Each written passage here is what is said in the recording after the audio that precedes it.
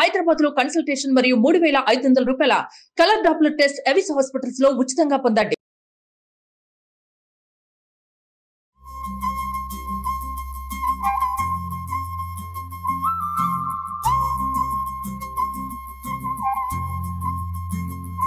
Suman TV ప్రేక్షకులందరికీ దసరా పండగ శుభాకాంక్షలు. రవ్వ కేసరి ప్రసాదం. రవ్వ కేసరి చేయాలంటే జనరల్గా ఏం చేస్తామండి, పాలు గీళ్ళు పోయాం కదా, నీళ్ళతోటే ఉడికిస్తాం. అయితే రవ్వ కేసరికి ఒక గ్లాసు రవ్వకి కనీసం 4.5 గ్లాసులు నీళ్ళు పోస్తే ఎక్కువ అవుతుంది, డబల్ త్రిబుల్ అవుతుంది, చూడ్డానికి బాగుంటుంది, బాగా మృదువుగా కూడా వస్తుంది. 2-3 పోస్తే కొంచెం గట్టిగా టంగ్గా అవుతుంది కదా. ప్రసాదం మొదట చేసినప్పుడు కొంచెం మనకి లూజ్గా కనపడుతుంది. చల్లారే కొందికి చక్కగా స్పూన్తో తీస్తే చక్కగా బాగా వస్తుంది అనమాట. ముక్కలు చెక్కలుగా కాకుండా మృదువుగా వస్తుంది. కొంచెం నెయ్యి వేసి మొదట మన జీడిపప్పులు, కిస్మిస్లు, తర్వాత కాసిన బాదం పప్పులు ముక్కలు చేసాం, అవి వేయించేసుకుందాము.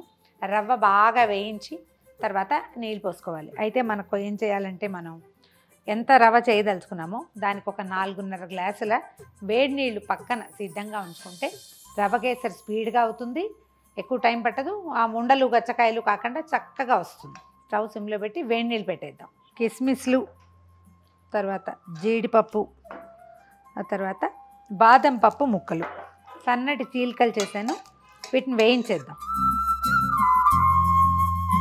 బాదం పప్పు, పచ్చి బాదం పప్పు కంటే ఒక అరగంట నానిస్తే తోలు కూడా వచ్చేస్తుంది.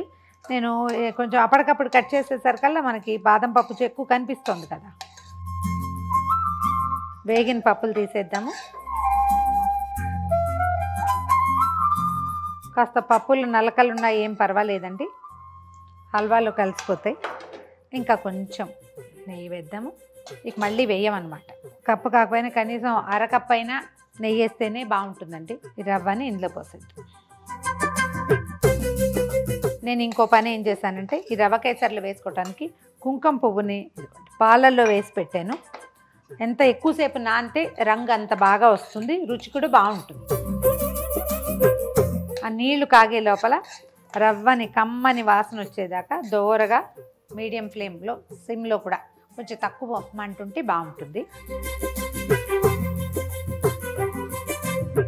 బాగా కమ్మని వాసన వచ్చేదాకా రవ్వ కొంచెం రంగు మారాలి, మాడకూడదు, కొద్దిగా కలర్ మారితే బాగుంటుంది. ఇప్పుడు ఏం చేద్దాం అంటే, పక్కన స్టవ్ మీద పెట్టుకున్నాం కదా వేడి నీళ్ళు, జాగ్రత్త ఇవి మీద పడుతుంది. అస్సలు ఉండకట్టదు, బాగా వస్తుంది ఇట్లా వేడి నీళ్ళు కనుక పోస్తే. కాస్త పెద్ద గరిటె తీసుకోండి. నాకేమిటో ఇలా చిన్న గరిటెతోటి చేసే అలవాటు, అందుకని ఇది తీసుకున్నాను. కొద్దిగా కలుపుతూ ఉడకనివ్వండి. మనం పోసిన నీళ్ళని మొత్తాన్ని ఈ రవ్వ పీల్చేసింది చూడండి, దగ్గరకు వచ్చేసింది కదా. కదిపి చూసినప్పుడు బుడగలు రావటం తగ్గింది అంటే ఇక ఉడకటం మానేస్తుంది, మనం వేసిన నేతిని వదిలేయటానికి సిద్ధపడుతుంది. చూడండి ఇలా వస్తుంది కదా, అడగండి, తెరలుగా కనిపిస్తుంది. ఇలాంటప్పుడు ఏం చేయాలంటే, కోల్చి పెట్టుకున్న పంచదార ఒక గ్లాసుకి 1.5 పడుతుందండి. అంత మాత్రం వేయకపోతే రవ్వ కేసరి రుచిగా రాదు. 1కి 1.5 పంచదార కొంచెం ముదురు రంగులో ఉంది. బ్రౌన్ రైస్ లాంటివి ఏవైనా, పామ్ షుగర్స్ లాంటివి ఏవైనా హెల్తీగా కూడా వేసుకోవచ్చు. పంచదార వేసాక ఒకసారి మొత్తం కలపండి. ఇంకా పెద్దగా పైన నెయ్యి వేయక్కర్లా, మనం ముందే వేయించేటప్పుడు వేసాం కదా, ఎక్కువ అక్కర్లేదు. కొంచెం అవసరాన్ని బట్టి ఒక్కొక్క స్పూను, 1/2 స్పూన్ అలా వేసుకోవచ్చు. ఏమైనా అడుగంటుతుంది అని అనుమానం వస్తే వేద్దాము, లేకపోతే అక్కర్లేదు. కుంకుమ పువ్వుని పాలల్లో వేసి పెట్టాను కదా, ఒకసారి దీన్ని బాగా పాలల్లో రంగరించి వేసేద్దాం. ఎక్కువ పాలు పోయలేదు, కొంచెం తక్కువే వేసాను. ఇలాంటప్పుడు వేస్తే ఏంటంటే రంగు బాగా వస్తుంది. ఫుడ్ కలర్ ఏమీ వేయలేదండి, పొట్టిగా కుంకుమ పువ్వే. ఒకవేళ మీకు చాయిస్ ఉంటే ఫుడ్ కలర్, ఆరెంజ్ కలర్ది ఏదైనా నీళ్లు పోసినప్పుడు కనుక వేసేస్తే రంగు ఈవెన్గా వస్తుంది.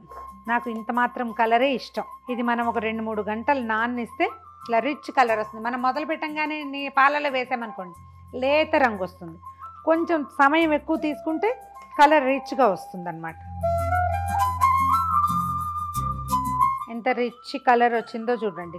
ఇదేంటంటే పొద్దున 10 గంటలకే కుంకుమ పువ్వు నానబెట్టడం వల్ల వచ్చిందనమాట. 1 స్పూన్ నెయ్యి వేస్తున్నాను పైన.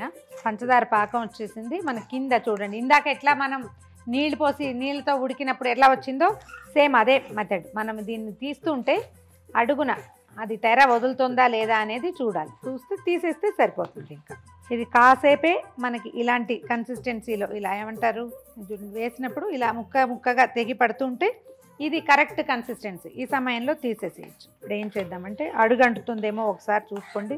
మాడదు కానీ అడుగును కొంచెం పట్టుకుంటుంది. దాన్ని కదిపేసేయాలి ఎప్పటికప్పుడు. అప్పుడు మొత్తం హల్వాలో కలిసిపోతుంది. కేసర్లో ఏలక పొడి వేద్దాము.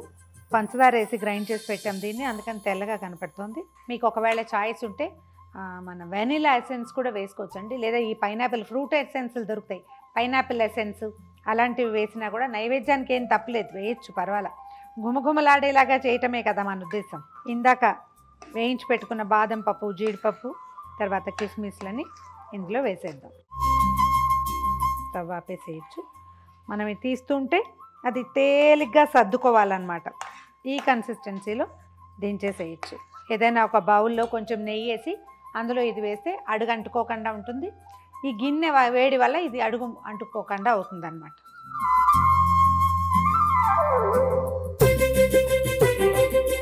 సింపుల్ అండ్ ఈజీగా తయారయ్యే గుమగుమలాడే రవ కేసరి. మరొకసారి సుమన్ టీవీ ప్రేక్షకులందరికీ దసరా పండుగ శుభాకాంక్షలు.